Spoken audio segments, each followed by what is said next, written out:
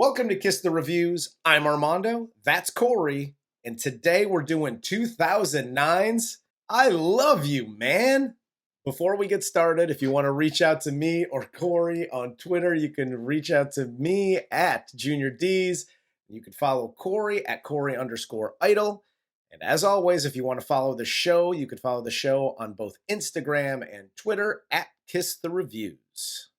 So let's get into this movie, I Love You, Man, which this is one of my top favorite comedies. This is one of the movies that I would put up against almost any other date movie. 100%.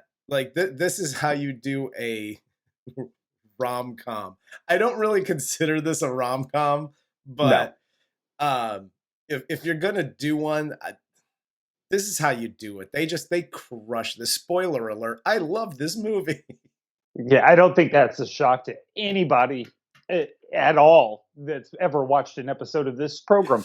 Absolutely. But yeah, no, this movie is amazing. Everybody in the movie is amazing. I'm skipping to the end already. Yeah. Everybody in the movie's just perfectly cast, well written. Yeah. It's going to be I can't wait to really get into this. It's going to be a lot of fun. No, absolutely. So let's get into the cast first. So I Love You, Man stars Paul Rudd as Peter Klaven, Rashida Jones as Zooey Rice, Jason Segel as Sidney Fife, Jaime Pressly as Denise, John Favreau as Barry, Jane Curtin as Joyce Klaven, J.K. Simmons, my guy, as Oswald Klaven, Andy Samberg as Robbie Klaven, Lou Ferrigno as Lou Ferrigno, and the members of Rush. We cannot skip the members of Rush. Geddy Lee, Neil Peart, and Alex Lifeson. One of my favorite bands of all time. I'll give respect to Neil Peart. Not the other guys? No. They're all great musicians, FYI. Geddy Lee sounds like a Confederate general that had to escape to Canada. And he looks like everyone's grandma. You were right. There's obviously others in this movie that I missed or skipped or whatever. This movie is littered with just funny human beings that are great in comedies. And I forget his name, Peter's work buddy, the other real Tevin. Rob Hubel. Yes. He is amazing in this film.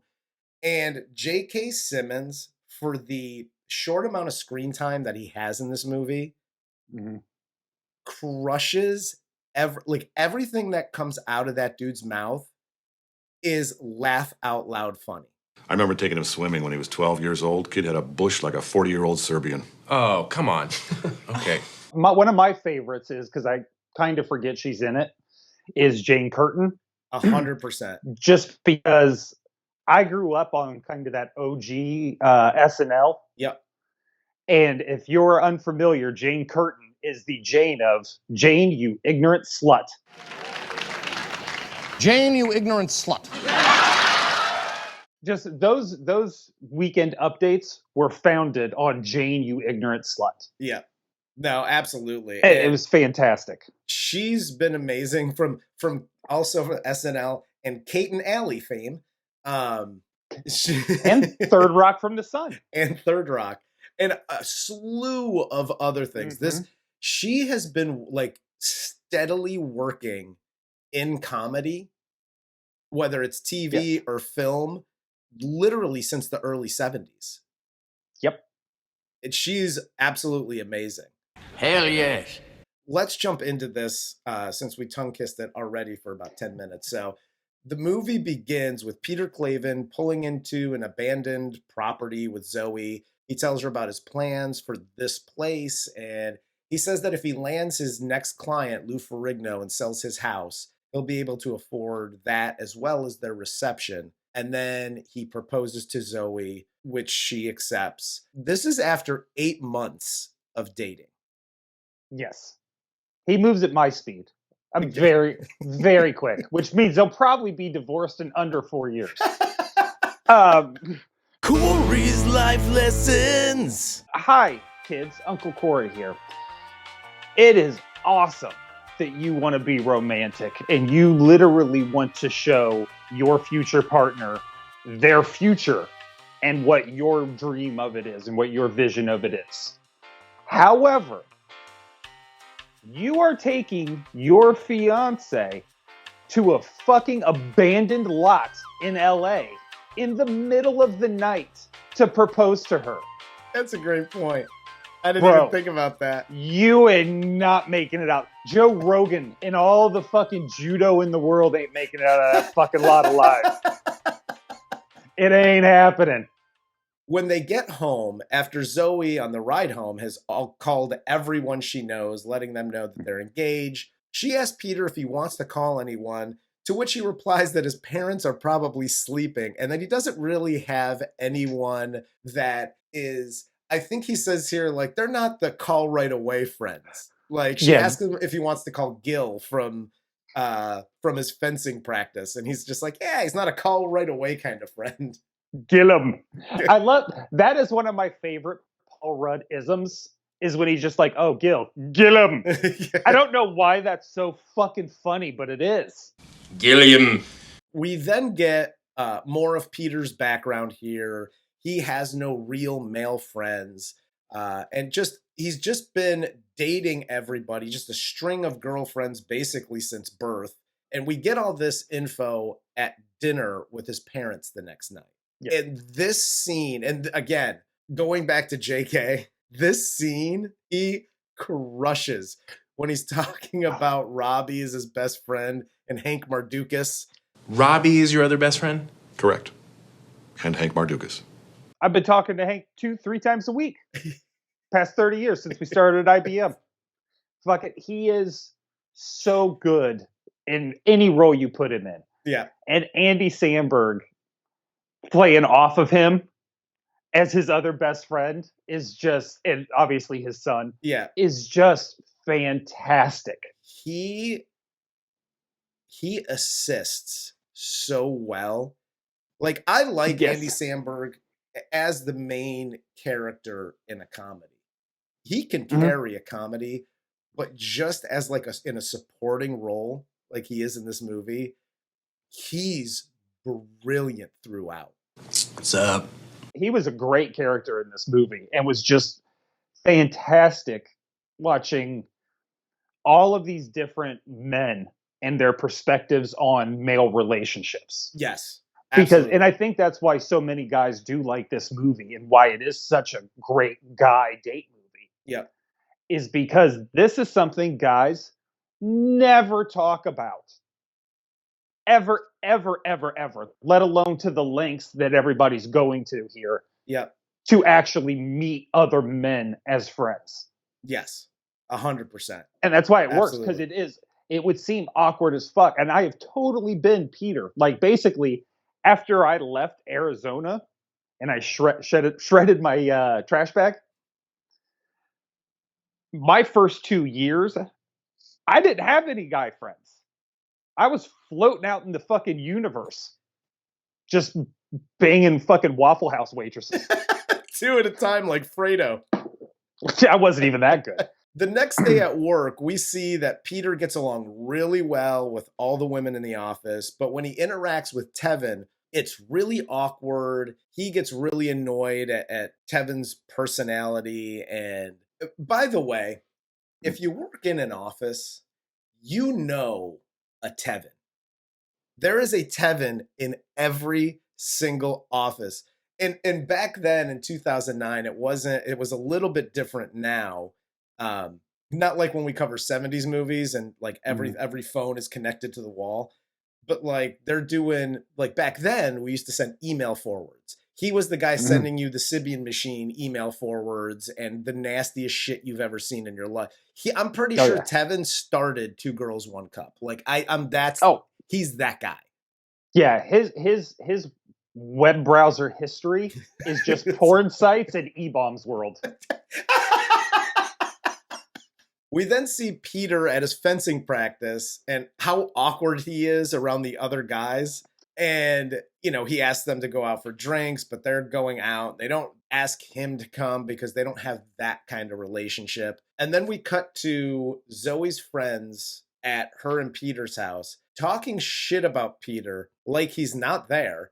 They don't know he's there, but he basically sees them and hears them talking shit about how weird he is. Which, okay, first off, this is Peter's goddamn fault. Absolutely. If it's a girls' night, I don't give a fuck how down you are. Go in a parking lot. Don't show up. Yeah, dude. Do anything else. Do you know how many ex-wives I sat in a fucking parking lot while they did a girls' night watching my fucking cell phone like a bum? The fuck out of here. Just chain smoking cigarettes, ripping butts like an asshole. Go watch a movie. Go, go do literally anything out there. Even if you're like, oh, I can finally use those pirouettes I got and make some root beer floaties for everyone. No, dude, that's serial killer level weirdness. Listen, take your fucking Petridge Farm pirouettes or whatever the hell they are and just shove them up your pee hole. Hell yes. There are boundaries throughout this movie that are set and should be adhered to like God's fucking law. Yeah. And one of those is don't cross the streams. Ever. You were right. And I have to also offer this PSA from a scene or two back. Corey's Life Lessons. Hi guys, Uncle Corey here. If you're talking to a group of guys and you're like, that conversation seemed a little awkward. If you were the one that made the listen to a U2 album because you guys are going to Joshua Tree joke, you're the reason it's awkward. Good, because of Joshua Tree. That's right. Peter then begins to go on a series of man dates to find the best man for his upcoming wedding. And the first is Doug, who gives him a mouth inspection with his tongue at the end of the night, at the end of the dinner, when Robbie already warned him not to. And can we give props to Lieutenant Dangle here? I fucking love Thomas Lennon, dude. He's so good. Dude, he just shows up on screen and I immediately start chuckling. The second man date, he meets Mel Stein from the internet. And he finds that the guy used an old photo from like his 20s and he's old as hell. So he meets him as he's eating his peas or whatever. Next is one of Robbie's gym clients who takes him to a soccer match where he gets into a fight with other fans. This is going to be awesome. I have quoted that nonstop since this movie came out. So glad Robbie hooked this up. This is awesome. This is awesome. Me too. Do you know the line I quote more frequently than anything in this movie? Because there's a lot of quotable lines. Mm-hmm. I always quote, everything you got. Everything you got. Push it out. Everything you got. Everything you got. Everything you got. I like to really go from this movie. I really like to go with the anybody want a peanut? Hello, pretty lady. Anybody want a peanut? There are so many similarities between Peter and myself in this movie. It is not even funny. And it probably starts with him not being able to do an impression. Yes. That's one of the funniest jokes. It's a very subtle joke that they just pepper through the whole movie, is that every impression that he does sounds like a leprechaun. It's guilty. It's so good. My favorite of all the man dates is the next man date with Barry, Denise's husband. He goes to his house for poker night with him and his buddies, where he's obviously the odd man out. These guys are like, quote unquote alpha males, and they're doing their thing. Two things are my favorite about this scene. One is when they're playing poker, because you've either been this person while playing poker or playing any card game for that matter, or you know somebody who is that person, where somebody wins and he's just like, oh, good job, man. And they're like, no, let's see your cards. And you're like, oh, I just got I got a bunch of spades. I had no idea what you had. Take the bucket of chips here. I'm buying it. I'm sorry. I don't know. Just give me some more chips. I didn't know it was a rainbow. Bunch with me. And Barry loses his shit here.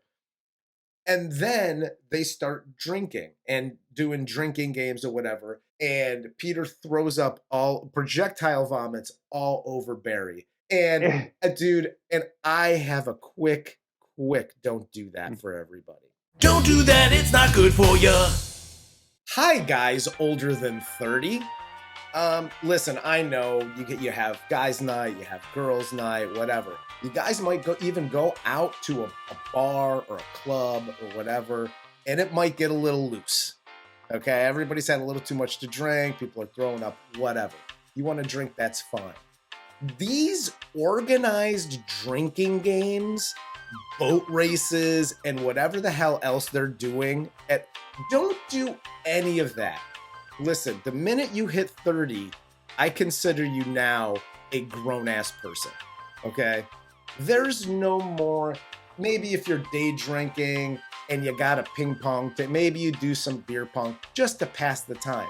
You're not doing boat races and slamming and chugging and doing shots. And settle down. Let's just drink, have a few drinks, and enjoy ourselves. Don't do any of the shit you see in this scene. You're right again. A couple of things in this whole scene here. One, Jamie Presley and Jon Favreau's relationship is fucking amazing. They play off each other so well, and their timing together is so good. Yeah, I thoroughly enjoyed every moment of it. Literally the most dysfunctional relationship in this movie. It's beautiful, and I know in the past I've said, like, get out of that relationship. In this movie, it works because both of those actors are so good and play off each other so well. I don't get that cringy, like, oh, I don't like that relationship. It literally just makes me laugh. Oh, 100%. That's how I know when it doesn't make me uncomfortable. That's how I know you played it beautifully. Oh yeah, like they hate each other, but like when she's not around them, she's also talking about how they're trying to have a baby. Yeah. Like they just like they are that stereotypical honeymooners-esque married couple. Yeah. Which and they do it so well here. It's just another example of a relationship. This whole movie is just about relationships, and you get to see snapshots of every single one of them. Yep. And it's great. So after this, Peter then runs into Sidney Fife while holding an open house to try to sell Lou Ferrigno's home. Then after a bit, he finally calls Sidney, leaves one of the funniest and most awkward voicemails I've ever heard. And then Sidney calls him right back, and they go to Venice Beach for a drink, a laugh, and then some fish tacos. This entire scene and how they build Jason Segel's character throughout, like, this very beginning piece, like, to get to know who he is, as far as comedy writing goes, it's one of the more brilliant pieces of comedy writing. And it's not exposition for the sake of exposition. Just some of the lines that he has here, and I know a lot of this because you mentioned improv. I know a lot of this stuff was improv, especially in this scene while they're at the table with anybody want a peanut? Like, you can see Paul Rudd breaking multiple times. Yes, absolutely. And that's what makes this scene so good. Is it's just one of those things, and we've seen so many of these movies where they just set the camera up and they were like, go, just riff, we'll use the best bits. I thought you were talking about hybrid animals. The fuck is a hybrid animal? It seems like it's filler and all this stuff, but you see, like, Peter is still so uptight when he first sits down. He doesn't get the Pistol Pete reference at all. Yeah. He's, just mashing his words up and latest on the Menjay and all this weird shit that he says, which is fucking brilliant. Absolutely. Throughout. You got it, Jobin. Then as they're drinking, he's getting more relaxed. He's more comfortable. He just settles into the fact that he can order the fish tacos and probably not get tongue fucked again by having dinner with another man. And once they relax, you see who he is. Yep. And they do it again, too, when he shows up at Sydney's garage. Yep. and they're going through the man cave, and at first he's just weirded out by everything. The fucking jerk off station, like everything in the thing is repelling him except for the instruments. Yeah, exactly. And this is where it should become painfully obvious to all of our viewers that one of us is Jason Segel in this movie, and the other one is Paul Rudd. We always talk about who, identifying yourself with people in the movie, and that's what makes the movie better, and yada yada. I know I've already identified with Paul Rudd in this movie. Mm. I, outside of the height, have identified with Jason Segel in this movie. Like, that's totally me in my 20s. Like, yes, that's just who I was. That was us. Like, that was basically us meeting at the radio station for the first time. We then get here a bunch of scenes with Sydney and Pistol Pete walking at the Venice boardwalk, hanging out, playing Rush tunes, and in general, just having a great time. And then after this, because he's explaining this all to Zooey, and we get the conversation about Rush. And the whole, you mean fast-paced rock? She doesn't know who Rush is. He's trying to play it. And then, because we've all been there too, well, let me play it for you on my phone. Well, phone speakers aren't the best. And you're just like, yeah, it sounds so much better if it's on like a stereo. And then you obviously get the whole slap of the bass. Slap at the bass, mama. Slapping the bass, mama. There you go. Even if you've never played an instrument, this is one of the funniest scenes too. And another riffed scene. Oh, dude, I will just randomly, the amount of times post-coitus I have been in the doorway and go, slap at the bass, and then just run away like he does. It's not even funny. Hell yes. Peter then invites Sydney to his engagement dinner. Sydney then makes the most awkward toast about Zooey not blowing Peter. Yeah, I thought your A word there, instead of awkward, was going to be Armando, because he gives the most Armando toast ever. Literally, I think you gave that toast at my rehearsal dinner to one of my first or second wives. I forget which one. Is it possible this story is true? Yes, it is. I don't think I ever really mentioned any one of your wives not blowing you, but that would have been funny. But it was obvious they weren't. But had this movie come out prior to any of your marriages, I would have included that in the toast. So on the way home, Zooey and Peter talk and discuss the blowjob toast and possibly hooking up Sydney and Zoe's friend Haley. Corey's life lessons. Hi, couples. Uncle Corey here. We just talked about crossing streams and some of the hardline boundaries that need to be set in this movie. This is number 2. Don't ever fucking do this. No. Ever, ever, ever. 1, Jason Segel, Paul Rudd, just told you who the fuck he was throughout this whole movie. He's not looking for anything serious. He wants divorcees with a bag of cash. Yep. That's what he's looking for. Quick, easy fun. Why the fuck are you going, oh, you know who'd be fun? My fiance's psycho best friend.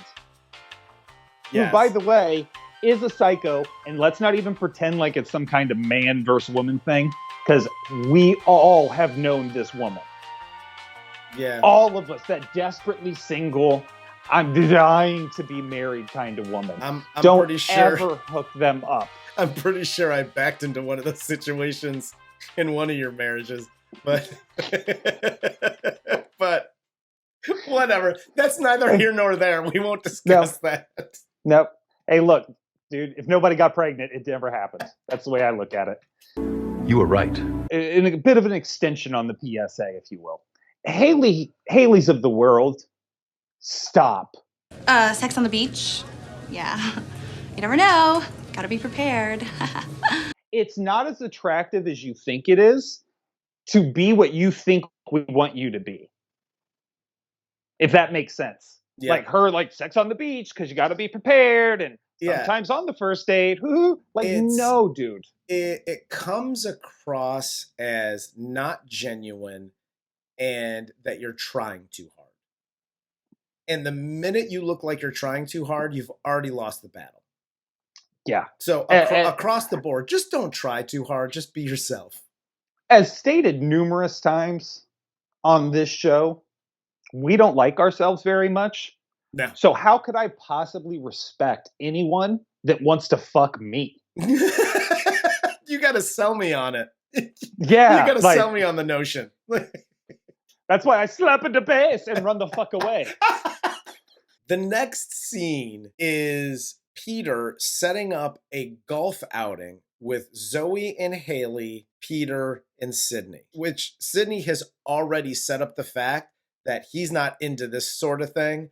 But Peter basically tells him, listen, you talked to my whole family and told them that Zooey doesn't give me blowies, so you owe me. So they hit the golf course, and needless to say, the whole thing goes extremely poorly. Like, this couldn't have gone any worse. And my favorite line of the whole golf scene and all the little scenes of them golfing is Sydney yelling, "This is my nightmare," after getting hit by the golf ball when Haley hits him. I'm sorry. This is my nightmare. And I have a quick don't do that for you here too, guys. Don't do that. It's not good for you. Hi, golfers. Okay? It doesn't have to be a boy-girl thing, and I don't like playing golf with girls because they're slow and they don't know sports ball. If you're playing with anybody, and I've actually been this guy, I've been the slow play on the team. You know, you go out and you golf and whatever. If there is a group of guys behind you, don't go, hurry up. We'll drop it up there. Just let the guys play through. You step back, let them tee off, and let them go at their own pace. They want to go fast. They want to play the way they want to play. Let them play through. This whole thing of like, there should never be a butting of heads on the golf course. The minute you see somebody up on your ass, like they're pulling up to the hole as you're teeing off and you're already having issues, just let them go through. Just be like, come on, guys. Yeah. We get it. And that way you can enjoy your day. Yeah. That said, if you do roll up on me and you ready to play, I'm going to wrap my fucking 9-iron around your goddamn head. Get the ladies moving. Listen, just give me a second. Rate of play. That's why I bring an extra driver with me when I go golfing, in case I got to take a swing at somebody on the course. So I don't care that it breaks. You're going down. 100%. You don't talk to another person like that. No. But yeah, you're 100% right. Let them play through. And again, Haley's of the world, don't throw a tantrum. Understand you're a beginner. Yeah. And people want to play. So after golfing all day, Sydney calls Peter as soon as Peter gets home and tells him that Rush scheduled a show for that night. Peter doesn't want to go out, but Sydney convinces him. Peter brings Zooey along, but she feels out of place as Sydney and Peter lick each other's bass guitars, and Zooey and Peter then have a fight about how weird his relationship with Sydney is once they get home. Yeah, we've hit another one of our boundaries, number 3 here. Yes. 2 guys and one of their partners is never going to mix, because 2 guys by themselves are fucking weird, especially in a situation like that where they feel like fucking children. They are going to do some weird shit. Take it from 2 guys who are basically man children. Like, yes. It gets weird. It's not comfortable if there's it literally doesn't have to be your wife or your girlfriend or whatever. Any third wheel that's riding along, unless that person is just as weird and fucked up as you, is not going to have a good time at all. No, never, ever, ever. They are, even if you try to include them and at some point you are just naturally going to feel like Zooey did in this movie, where she feels like she faded into the background. She didn't exist at all. She was just there. Yes. The number of women that have told me that after spending time with me and you is insane. My wife has told me that after spending time with me and you. Is it possible this story is true? Yes, it is. We've destroyed more relationships than Pete Davidson. That couldn't be more true. I think that's spot on. Peter then takes Sydney with him to buy a tux for the wedding, where Sydney is taking pictures of Peter in his different suits, doing the 007 impressions. Sydney also here asks Peter for a loan of $8,000 for an investment project. Dude, when I first saw this in the movie theaters, this is where I think I audibly said, "Oh no!" Yes, I thought the con was on. I was just devastated. By him asking for this. Yep. No, same. The first time I saw it, it was one of those cringy moments where you're like, "Don't make it be about this." Yeah. You know what I mean? And I mean, obviously, as you go along in the movie and you find out what the loan was for or whatever, everything's all good. But yeah, that first time, because if it doesn't work out the way it works out, there's a don't do that here. And just in general, even if you want to help your friend out, don't borrow money, especially a sum of money like that. You want to borrow a couple $100, fine. I could pay you back on my next paycheck or whatever. You know what I mean? That's it. But you don't cover what you can't cover the next paycheck. Exactly. You have to borrow. Look, everybody gets stuck, and if you can't lean on a friend when you're stuck, who the fuck can you lean on? Fair enough. Yes. However, that friend is priority. I don't care if your power gets shut off, dog. Yeah. You pay that motherfucker back first and foremost. Absolutely. And the amount is absurd. Like $8,000. You want to talk about white people problems? Hey, can I borrow $8,000 from you? I mean, I'm kind of okay. I'll just write you a check for $8,000. Bitch, you better be family. And even then, I might ask for a credit report. I might ask for something like some collateral. I get to bang your wife. Like there's something that you're giving me as collateral for this $8,000. Yeah, you know what that would be? $8,000. There's no fucking way I'm giving anybody $8,000. Peter then here asks Sydney to be his best man. Sydney obviously says yes. And then we cut to Peter and Sydney walking on the Venice boardwalk when they stumble upon Lou Ferrigno and Tevin meeting at like a cafe, having some sort of discussion. And then we get the Sydney versus Lou Ferrigno fight, which the fight lasts 2 seconds because he puts him in the sleeper and it's over with. But Sydney continuing to call him Hulk throughout this whole conversation when he starts talking shit to him. It's one of the funniest things. That is total crap, Hulk, all right? Listen, Hulk, let me tell you something about Peter Klaven. Please get your hand out of my face and stop calling me Hulk. Like, at first, he's, like, being a dick. Yeah. Like, what are you doing, Hulk? Like, I could see somebody totally going up to an actor being an asshole like that. Yep. But when he's actually trying to appeal to him, like, Peter worked his ass off on this, Hulk. It's like, dude, stop calling him fucking Hulk. What are you doing? It's so good. So great. And Ferrigno playing it as straight as he does. He's beautiful. Great in this movie. He really, really is. Although, I will say, look, man, if you have somebody working for you, whether it's a real estate agent or, something like that, I get it. That's stressful stuff. But at the same time, don't be calling up your fucking real estate agent and cursing them out. Yeah. I don't give a fuck if you are Lou Ferrigno. I don't care. I ain't gonna say I'm gonna fuck you up because I ain't fucking up Lou Ferrigno's like thigh is as big as me in fucking total. So I ain't doing nothing to Mr. Ferrigno. Yes. But at the same time, don't be calling up people and talking like he's an asshole in this motherfucker. Oh yeah, absolutely. Like he is rude as shit. Yeah. Right up until Peter gets a billboard. Yeah. Also, like, what the fuck, dude? Like, Lou, get some bipolar medication. You got problems. You got anger issues, dog. Yes. Peter tells Zooey that he lent Sydney the money And he also asks Zooey why they are getting married. And she tells him that until he figures it out, she's leaving to go stay with Denise and Barry.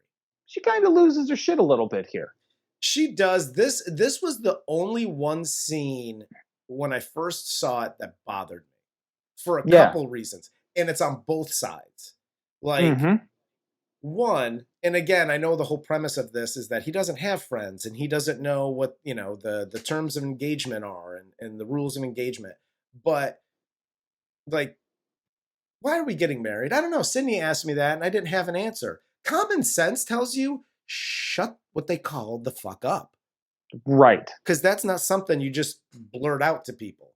No, friends don't ask friends that question, especially guy friends, unless there's something bad on the other end of that. Yes. That means your boy does not like your girl. Yeah. He's just trying to let you know that as casually as he can possibly do it. Yes, absolutely. And then...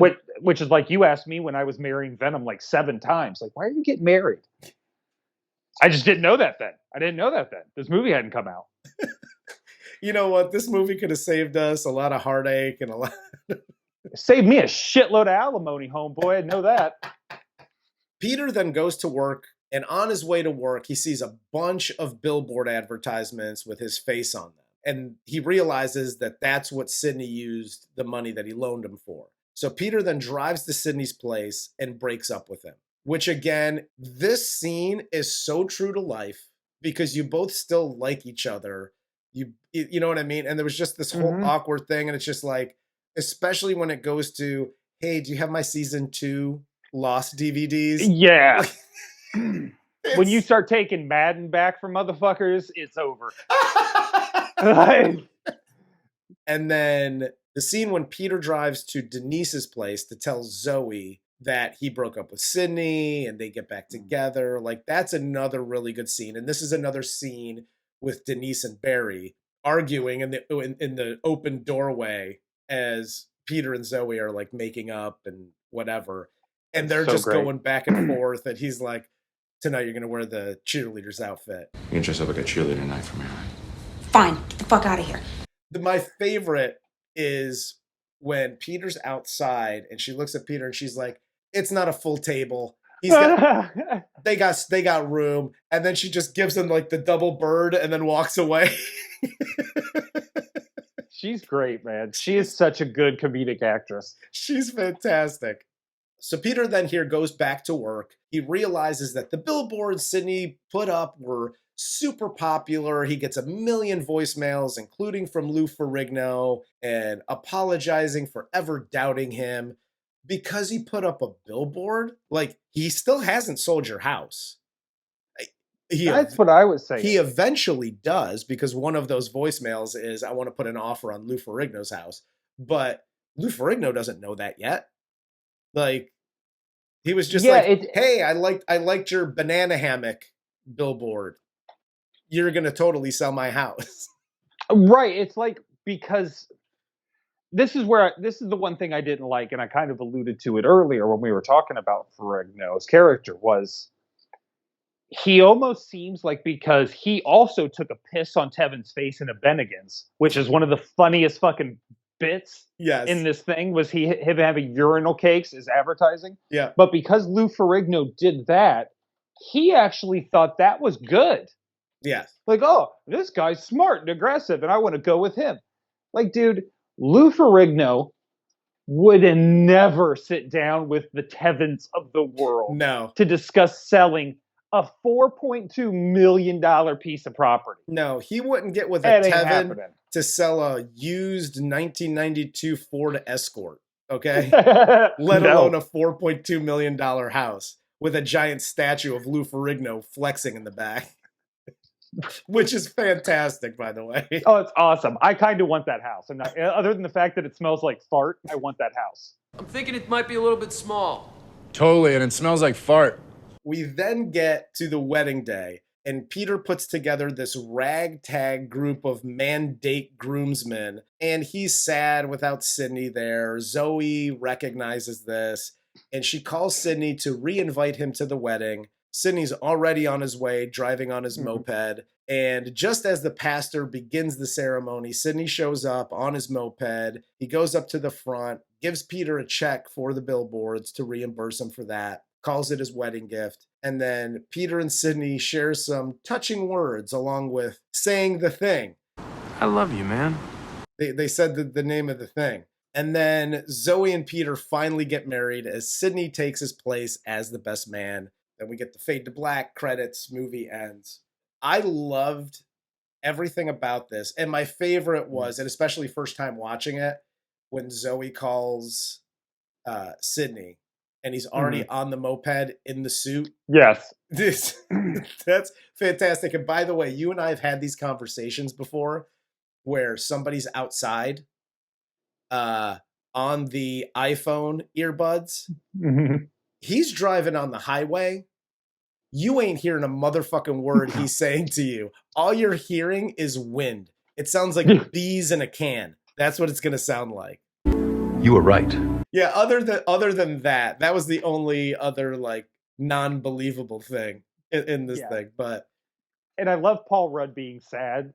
His sad face to make Zooey realize that he wants Sidney there is this him playing the bass is so great through this. Absolutely. And I love how she calls him out too earlier about it, where she's like, do you play it that high? He's like, oh no, when I play real life, it's down low. He's like, but when I'm in here, I'm slapping the bass. You gotta be up in here. And my favorite one is when because he licks the thumb and then he comes in. That's great. But you brought up the Lou Ferrigno's house smells like farts. The amount of times, and again, this whole movie is littered with quotable lines that I've quoted since 2009. But the one when he does the play-by-play of the dude crop dusting Lou Ferrigno's house. Yes. And at the end, he was like, Boom, that's a fart, motherfucker. Oh you know how many times I've said that? Yep. And again, it's a very subtle, like you could barely hear it. Him say it. Oh yeah. And it makes me crack up every single time. And again, we said at the start the show, this entire cast delivers lines brilliantly. Everything is on point. There's almost zero fat on this movie. It wasn't like, oh, I wish they took this scene out or this scene out. It was, I mean, it's what, an hour 40, hour 45, somewhere in there. Something like that. It's timing wise, it's perfect. It's paced well. And every line has a reason for being there. Oh yeah, everything seems to come back in one form or another. Even the throwaway of Andy Samberg's character liking to hit on married straight men. Yes. And picking up the immediate guy in the gym. Yep. And then bringing him to taking it to the rehearsal dinner, and just everything has a callback, which is just, I mean, that is literally what comedy almost is. Yeah. Is set up, punchline. The punchline wasn't that he likes to pick up married men and that guy was interested in him in the gym. Yeah. That's the setup. The punchline is him bringing him to the rehearsal dinner and actually fucking him. Yes. Yeah. That's what's phenomenal about that. No, the amount of callbacks in this is fantastic. The amount of quotable lines is fantastic. Obviously, it was only 10, 13, 14 years ago. So it still obviously holds up. I think this movie will still hold up for a long time. Because it's spot on about relationships and all sorts of relationships, like friendships, men with men friendships, women friendships with each other, dating, marriage, all of that stuff. It's pretty spot on. So I have zero complaints about this movie. It's in my top 5. I will watch this anytime. Oh yeah, like it. I think one of my favorite things about it, what I didn't understand about it when I was younger, that I get now, and why I agree with you that it is going to stand the test of time, is all of the relationships here around Peter are meant to build Peter up. None of his friends are cutting him down. Jason Segel never once makes fun of him for being so fucking weird. Yeah. Even when they first meet, he's like, "Oh, I'll catch you later, Jobin." He doesn't just be like, "Jobin, fuck you." You know what I mean? He doesn't call him a name. He doesn't. The worst thing he does is he was like, "Yes, I still want to hang out," despite that joke. Yeah, exactly. Which was a deserved comment, by 100%. But like everybody surrounding Peter is building Peter up. There is no takedown of Peter. There is no takedown of Jason Segel's character in this. You know what I mean? Yep. It's they shred all of that bravado kind of bullshit posturing that a lot of guys feel they have to do in their friendships. And it's just like, yeah, you're my boy. I'm going to I want to prop you up. And that's who you should be looking for. If your friends are just tearing you down and calling you fucking the R word and F word the whole time, peace, motherfucker. You don't need that shit.